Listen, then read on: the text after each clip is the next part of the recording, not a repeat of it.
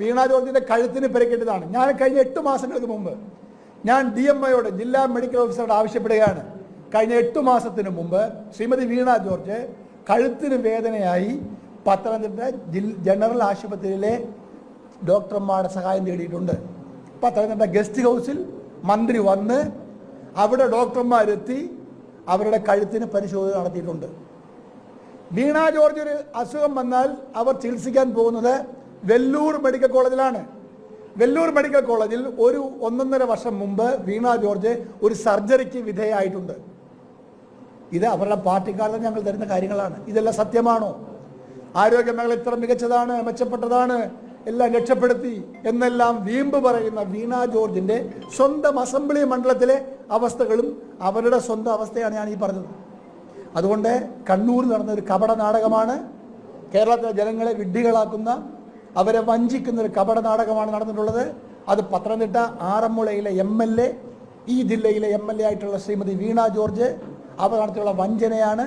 ഒരു മന്ത്രി എന്നുള്ള നിലയിലും ഒരു MLA എന്നുള്ള നിലയിലും ഒരു കാരണവശാലും അവർ ചെയ്തുകൂടാത്ത മഹാപാതകങ്ങളാണ് ചെയ്തുകൊണ്ടിരിക്കുന്നതെല്ലാം. ഇന്നലെ കേരളമെമ്പാടും നടന്നിട്ടുള്ള അക്രമത്തിൻ്റെ എല്ലാം ഏക ഉത്തരവാദി ശ്രീമതി വീണ ജോർജാണ്. അവർക്ക് ഈ അഴിമതിയിൽ നിന്നെല്ലാം രക്ഷപ്പെടണമെങ്കിൽ എന്തെങ്കിലും ഒന്ന് തട്ടിക്കൂടണം. അതാണ് വെല്ലൂരിൽ ശ്രീമതി, എന്നോട് CPMന്റെ നേതാക്കന്മാർ തന്നെ പറഞ്ഞാണ്, ആരാണെന്ന് നിങ്ങൾ ചോദിക്കരുത്, ഞാൻ പറയില്ല.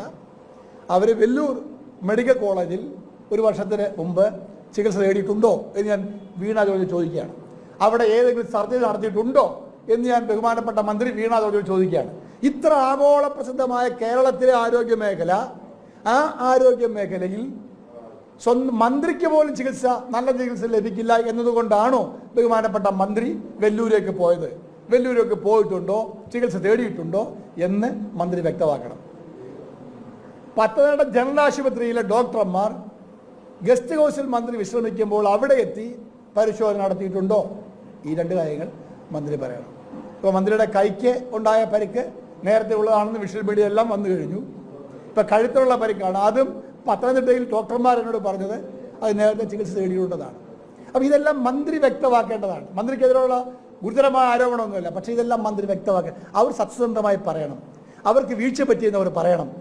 അവരെ ഒരു നാടകം കളിച്ചു തുറന്നു പറയണം. പറഞ്ഞ് കേരളത്തിൽ DYFIയും SFIക്കാരും CPMമാരും നടത്തുന്ന അഴിഞ്ഞാട്ടം അവസാനിപ്പിക്കണം. കാരണം കലാപം ഉണ്ടായതിന് മുഴുവൻ കാരണം ഈ വ്യക്തി മാത്രമാണ്. അവരാണ് ഉത്തരവാദി. അതുകൊണ്ട് വീണ ജോർജ് ഇക്കാര്യത്തിൽ പരസ്യമായി ജനങ്ങളോട് മാപ്പ് പറയണം. ജില്ലയിലെ CPM നേതൃത്വം അവരെ നിലയ്ക്ക് നിർത്തണം. ജില്ലയിലെ CPM നേതൃത്വം ഈ മന്ത്രിയുടെ പ്രവർത്തനങ്ങൾ, പെരുമാറ്റങ്ങൾ തെറ്റാണെന്ന് മനസ്സിലാക്കി അവരെ നിയന്ത്രിക്കാൻ തയ്യാറാകണം എന്നാണ് എനിക്ക് ജില്ലയിലെ CPM നേതൃത്വത്തോട് ആവശ്യപ്പെടാനുള്ളത്. കഴുത്തിൽ എനിക്കറിയില്ല, ഒരു സർജറി നടത്തിയിട്ടുണ്ടെന്നാണ് ഞാൻ മനസ്സിലാക്കുന്നത്. അത് മന്ത്രി തന്നെ വെളിവാക്കട്ടെ. മന്ത്രിക്ക് സർജറി നടന്നിട്ടുണ്ടോ, ചികിത്സ നടന്നിട്ടുണ്ടോ, മന്ത്രി അവിടെ വീൽ ചെയറിൽ ആശുപത്രിയോട് സഞ്ചരിച്ചിട്ടുണ്ടോ എന്നൊക്കെ മന്ത്രി വ്യക്തമാക്കട്ടെ. അവരുടെ അസുഖം ഏതാണെന്നൊന്നും എനിക്കറിയില്ല. അതൊന്നും ഞാൻ സ്വകാര്യ കാര്യങ്ങൾ ഞാൻ പറയാൻ ആഗ്രഹിക്കുന്നുമില്ല. മന്ത്രി, ഞാൻ ലൈംലൈറ്റിലേക്ക് കൊണ്ടുപോകാൻ ആഗ്രഹിക്കുന്ന ഒരേ ഒരു കാര്യം, കേരളത്തിലെ ആരോഗ്യമന്ത്രി ഒരു ചികിത്സയ്ക്ക് കേരളത്തിന് പുറത്തുള്ള ഒരു ആശുപത്രിയെ ആശ്രയിച്ചിട്ടുണ്ടോ എന്നാണ് ഞാൻ അവരോട് ചോദിക്കുന്നത്.